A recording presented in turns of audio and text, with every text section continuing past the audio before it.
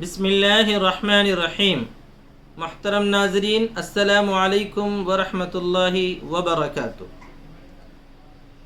الحمدللہ زکوٰۃ کے مسائل کے سلسلے میں دروس چل رہے ہیں۔ اسی کو آگے بڑھاتے ہوئے آج کے اس موقع پر حروف تہجی ڈال سے شروع ہونے والے، اسی طرح زے سے شروع ہونے والے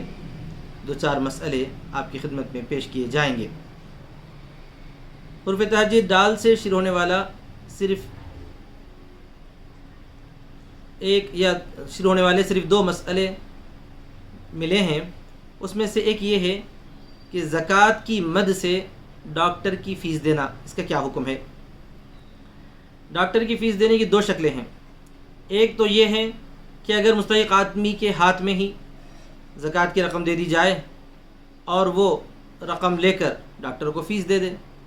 بہت اچھی شکل ہے، اس سے زکوٰۃ ادا ہو جائے گی۔ صورت یہ بن سکتی ہے کہ اگر کوئی مستحق دواخانہ حاضر ہو اور اس بیچارے کے پاس ڈاکٹر کو دینے کے لیے فیس موجود نہ ہو، تو زکوٰۃ کی مد وہاں پر موجود ہے، تو کوئی آدمی اس کو اپنی جانب سے یا اس مد میں سے فیس ادا کر دے اور یہ کہے کہ یہ آپ پیسے لیجئے اور وہاں ڈاکٹر کی فیس ہے، جمع کر دیجئے، تو اس طرح پر جمع کرنے میں بغیر کسی شک کے یقیناً زکوٰۃ ادا ہو جائے گی۔ دوسری شکل یہ بھی ہے، اس میں بھی کوئی شک نہیں ہے، وہ یہ ہے کہ دواخانہ یا جو بھی انتظامیہ وہاں پر ہے یا کوئی منتظم شخص وہ ذمہ داری قبول کر لے اور مریض کی جانب سے وہ وکیل بن جائے۔ یعنی یہ کہ جب مریض حاضر ہو تو اس کو یہ کہا جائے کہ آپ کے پاس اگر فیس ادا کرنے کی سکت نہیں ہے تو ہم جو ہے ہمارے پاس کچھ رقم آئی ہے زکوٰۃ کی مد وغیرہ سے، اس میں سے آپ کی فیس ہم ادا کر دیں گے، آپ ہمیں اس کی وکالت دے دیجئے، زبانی یا تحریر طور پر ان سے وکیل ہونے کی تصدیق حاصل کر لے، پھر ڈاکٹر کو اگر فیس ادا کر دی جائے گی تو زکوٰۃ ادا ہو جائے گی۔ لیکن بنا اس کو بولے یا بغیر اس طرح اس کے ہاتھ میں پیسے دیے کہ صرف مریض آئے اور یوں کہے کہ مجھے فیس ادا کرنے کے میرے پاس طاقت نہیں ہے، تو اس کی جانب سے خود ہی بغیر وکیل بنے ہی کہ اگر ادا کر دیں گے تو پھر زکوٰۃ ادا نہیں ہوگی۔ اس فرق کو ملحوظ رکھنا بے حد ضروری ہے۔ اس کے بعد اور ایک مسئلہ ہے ڈال سے شروع ہونے والا، ڈیری فارم۔ ڈیری فارم کے بارے میں یہ واضح ہو جانا چاہیے کہ ڈیری فارم کے لیے جو بھینسیں یا گائیں خریدی جاتی ہیں ان سے مقصد دودھ حاصل کرنا ہوتا ہے، تو جس دن زکوٰۃ کا حساب کیا جائے اس دن جتنا دودھ نکالا گیا ہے اس دودھ کی قیمت اگر نصاب کے برابر ہو یا دوسرا کوئی مال ہو، مال تجارت ہو یا سونا چاندی ہو جو نصاب کے برابر پہنچتا ہے، تو اس دن کا جتنا دودھ ہے اسٹاک جو فروخت کیا جانے والا ہے اس پورے دودھ پر زکوٰۃ فرض ہوگی، لیکن بھینسوں اور گایوں پر فرض نہیں ہوگی۔ لیکن اگر کسی کی تجارت ہے جو ہے بھینسیں یا گائیں خرید کر لاتا ہے اور لا کر دو چار دن رکھ کر یا چند ماہ رکھ کر پھر دوسروں کو فروخت کرتا ہے، یہی ان کا مشغلہ ہے، تو وہ مال تجارت ہے، اس وقت پوری بھینس پر یا پوری گایوں پر زکوٰۃ فرض ہوگی۔ اور ایک مسئلہ ذکر کیا جا رہا ہے حرف تہجی زے سے شروع ہونے والا، رضاعی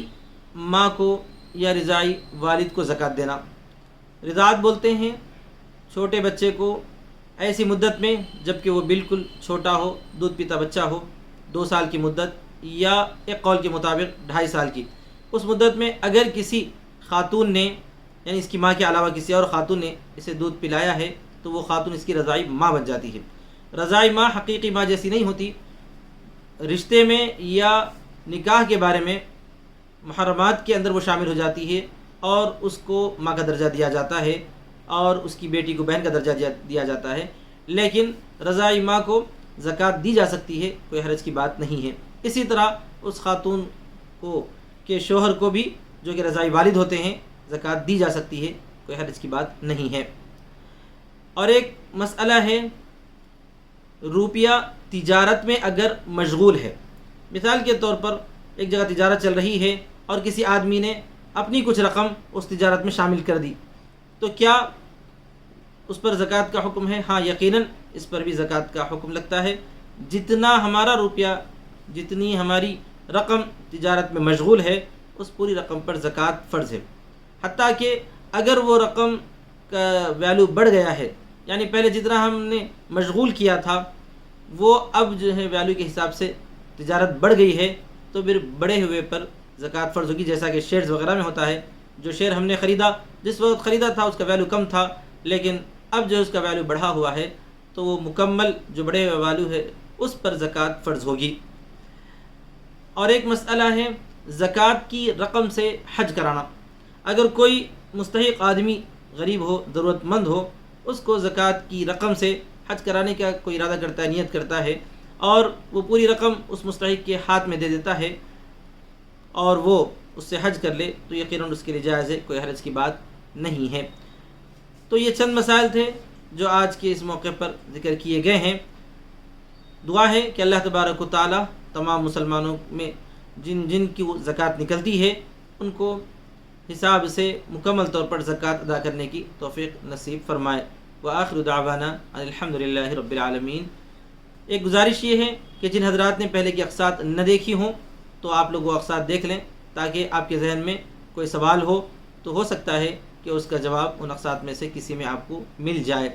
جزاکم اللہ خیرا واحسن الجزاء، والسلام علیکم ورحمۃ اللہ وبرکاتہ۔